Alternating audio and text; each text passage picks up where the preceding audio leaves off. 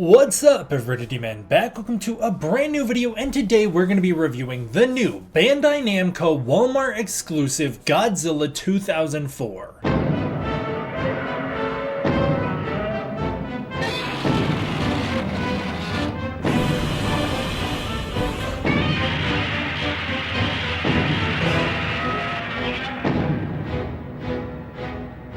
So I'm not sure if you've been to Walmart lately, but recently I was there and I saw this thing, which is a thing I didn't even know existed. Check them out. It's a new Bandai Namco Godzilla 2004. I guess it's a new Walmart exclusive figure line they're trying out. And so far as I'm aware, there's a Godzilla 2004 and a Kiryu, which is pretty interesting. Starting out, let's talk about the box as always. I like the box, I think it's okay. It's not my favorite, but I like the style of it. I wish they wouldn't go with this stupid Bandai Godzilla 1954 down there. I always want the character on the box to reflect what the character you're getting is. I don't like it when they do it like this. But I like the contrasting blue Godzilla. I like the logo on the top. Good window to look at Godzilla right here so you can get a nice good look at what the figure you're gonna get is. There's a really cool Godzilla 2004 on the side, Godzilla Vinyl Wars. And then here's the name of the figure. Godzilla 2004 Godzilla action figure figurine articulated Godzilla. You got that? On the back you can see the Godzilla and the Kiryu. Let's get this dude out. I did not expect Godzilla to come with one of his legs and his arms severed in addition to his tail, so you have to put them all in. All right, let's see how he goes together. Starting with the leg, it goes on pretty easy. Next we have the arm. A little difficult. Tailpiece 1, very easy. Tailpiece 2, moderately difficult, and it didn't go on very well. That doesn't look very great. Well, I really had no expectations here. I had absolutely no idea what this figure was gonna be like. Ugh, damn, man, that is gonna get annoying. While he's actually got what seems to be a decent range of motion, he is bugging me because the ball joints on this thing pop off so easy. But I like some of the poses you can get this guy in, like a very cool battle pose here. For Godzilla Final Wars, he should be really mobile. Such a fighter Godzilla, such an agile Godzilla, you'd expect that he'd have some mobility, and I like that they tried to give him some, but oh, these ball joints are bugging me. They're just so loose, they're just so easy to pop apart. As far as the sculpt goes, I actually think this is a fairly decent attempt at capturing Godzilla 2004's design. I like how slim and sleek he is, just like in the movie. There's a lot of little details in here that I do like, but there's also a lot of things in here that I think just look a little silly and a little strange. Ranging from things like the ears being very pronounced, giving him kind of a silly look head on, to a very derpy looking face.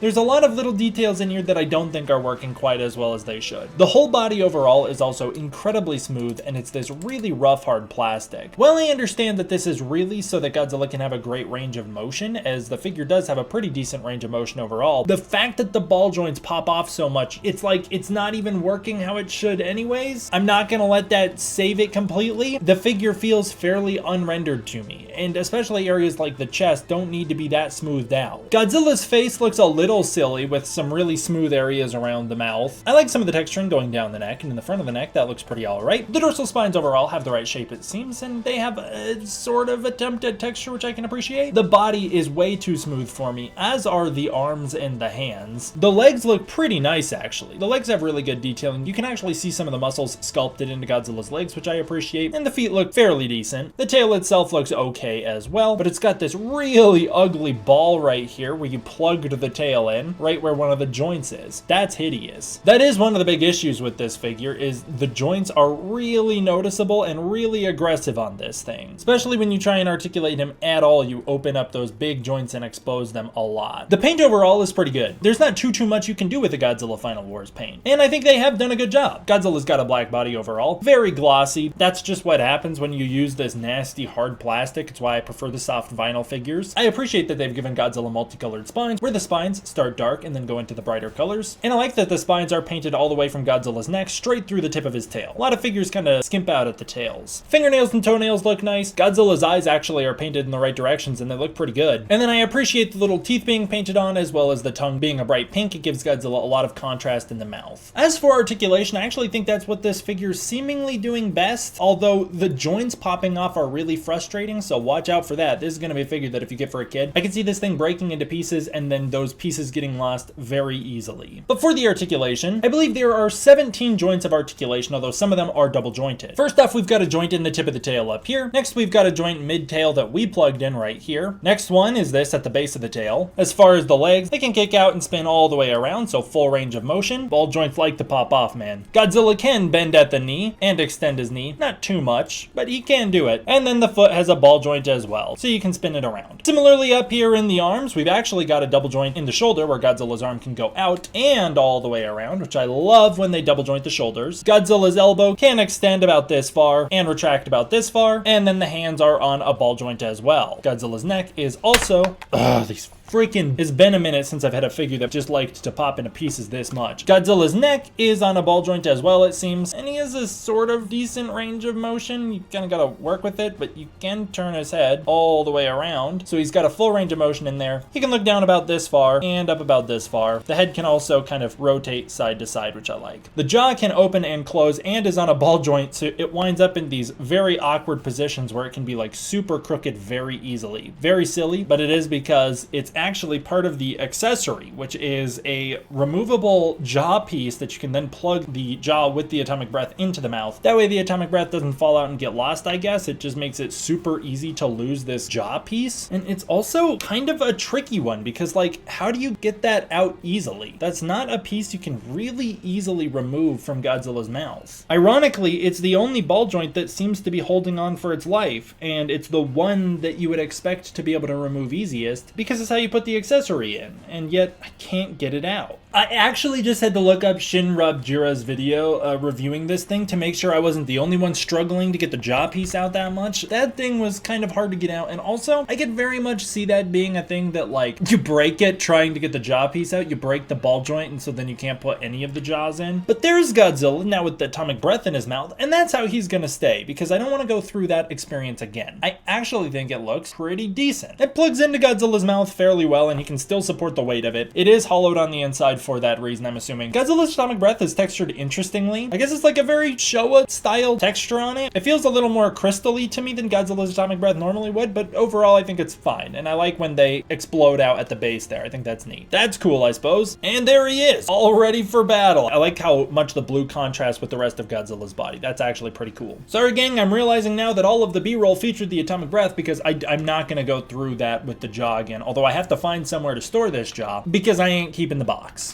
Alright, let's get into some figure comparisons. Here's the new Bandai Godzilla standing off against the Playmates Godzilla 2004, and overall you can tell that the Bandai one actually is a little better. The Playmates one I think has a better size and silhouette than this smaller one, but as soon as you move past the silhouette of the Playmates one, it kind of falls apart. The paint job is all wrong, it's way too bright, and it definitely looks way more cartoonish and ugly than the new Bandai Godzilla. Also, the new Bandai Godzilla kills it in the articulation compared to the Playmates one. Although I like the size of the Playmates one, because I'm running out of shelf space, I'm now starting to like these smaller figures more. So, you know, it's gonna be up to what you want to collect. There they are next to each other. If I had to say pick one or the other, I'd actually say pick the new Bandai one. It is a little more expensive than the Playmates one. It's about twice as expensive, but I do think it's a better figure. However, here is the, I believe, Bandai US Godzilla 2004. It's one that I've had for a very long time. Standing off against the new Godzilla. He's got the size, he's got the soft vinyl make, which I like a lot more. The paint's looking a little better to me, even though the spines are not two-toned. He looks cooler, he looks meaner. The only thing that's off about him is his eyeball, but other than that, it's overall a better figure, even though it does not have the articulation of this guy. That's gonna come down to what do you care more about, the sculpt and the aesthetic or the articulation. If you want the articulation, I still would recommend this new Bandai one. However, this guy, assuming he was being sold for what he was originally valued, which was like around 10 bucks, 10 to 15 bucks, he is the better figure and I would recommend him. Just for funsies, here's the Playmates Evolved Godzilla from Godzilla Kong the New Empire, considering that's the most battle-ready Godzilla we've seen since 2004.